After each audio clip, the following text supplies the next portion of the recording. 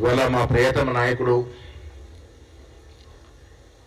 ఈ దేశ భవిష్యత్తు అంటే రాహుల్ గాంధీ గారి యొక్క జన్మదినోత్సవం వారికి తెలంగాణ ప్రదేశ్ కాంగ్రెస్ కమిటీ తరఫున హృదయపూర్వక శుభాకాంక్షలు తెలియజేస్తా ఉన్నాం.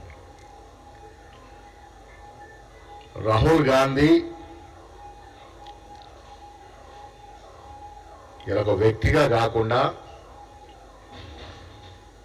యావత్ భారతదేశ ప్రజల యొక్క శక్తిగా, భవిష్యత్తుగా ప్రజలు ఆకాంక్షిస్తున్నటువంటి భారతదేశ భవిష్యత్తుగా 140 కోట్ల ప్రజల్లో ప్రేమ అభిమానాలు చూడడం కాకుండా వారిని ప్రభావితం చేసే వ్యక్తిగా ముందుకు పోతున్నట్టు తరుణం మనం చూసాం. 2 చారిత్రాత్మక యాత్రలు చేశారు వారు. ఈ యాత్రలు వారికేదో పదవి రావాలనో పదవి కాంక్షతోనో చేసింది కాదు. గాంధీ కుటుంబం అంటేనే ప్రాణ త్యాగాలు చేసినటువంటి కుటుంబానికి ప్రతీక.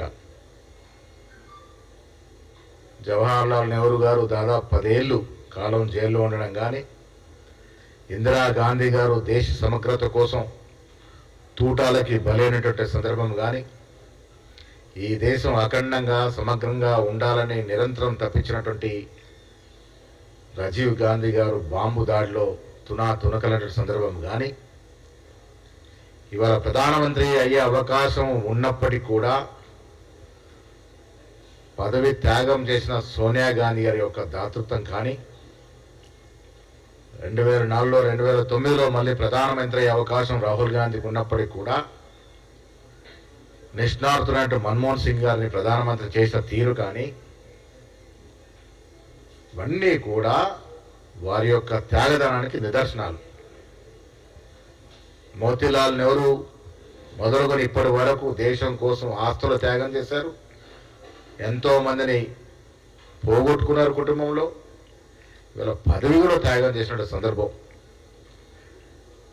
ఈ దేశం మతం, కులం, ప్రాంతం, ఆహారం, దాడులు, రకరకాల బాధలుతున్నటువంటి ఈ దేశంలో విచ్ఛిన్నకర శక్తులు విభేదాలు సృష్టించి ప్రజల మధ్య వైషమ్యాలు రెచ్చగొడుతున్న తరుణంలో వారు చేపట్టినటువంటి కన్యాకుమారి నుండి కాశ్మీర్ వరకు చేసిన పాదయాత్ర,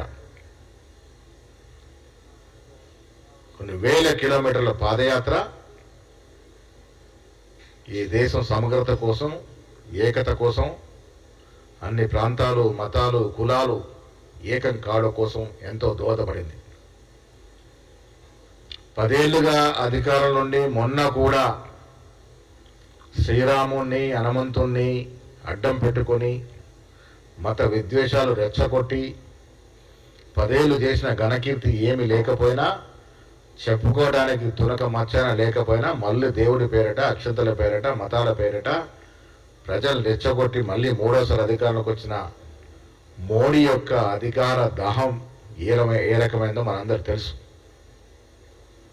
అధికారమే పరమధ్యేయంగా ముందుకెళ్తున్న మోడీ ఒకవైపు, ప్రాణాలు, ఆస్తులు, పదవులు త్యాగం చేసినటువంటి గాంధీ కుటుంబం ఒకవైపు. ఇలా బోటాపట్టిన అధికారం రాకపోవచ్చు, కానీ ఈ దేశం యావత్తు ఎదురు చూస్తున్నటువంటి భవిష్యత్తు ఎవరు అంటే అది రాహుల్ గాంధీ అని చెప్పక తప్పదు. మణిపూర్ నుండి ముంబై వరకు చేసిన న్యాయయాత్ర కూడా ఈ దేశంలో ఎన్ని మలుపులకి, కొత్త రకమైన ఆలోచనలకు శ్రీకారం చుట్టినట్టు సందర్భం. ఈ దేశం కోరుకున్నటువంటి అఖండత, ఏకత, లౌకికవాదం, నిజమైన ప్రజాస్వామ్యం ఇవన్నీ ప్రజ్వరిల్లాలంటే మళ్ళీ రాహుల్ గాంధీ గారి నేతృత్వంలో ముందుకు పోవాల్సిన అవసరం. అన్ని త్యాగం చేసిన మహనీయుడి జన్మదినోత్సవం పురస్కరించుకొని వారికి అభినందనలు, శుభాకాంక్షలు. భగవంతుడు వారికి ఆయురారోగ్యాలు ఇచ్చి ఈ దేశం నడపడానికి అవసరమైనటువంటి సకల దీవెనలు వారికి ఇవ్వాలని వారి నేతృత్వం ఈ దేశం భవిష్యత్తు పోసుకోవాలని ఆకాంక్షిస్తూ మరొకసారి వారికి శుభాకాంక్షలు తెలియజేస్తాను.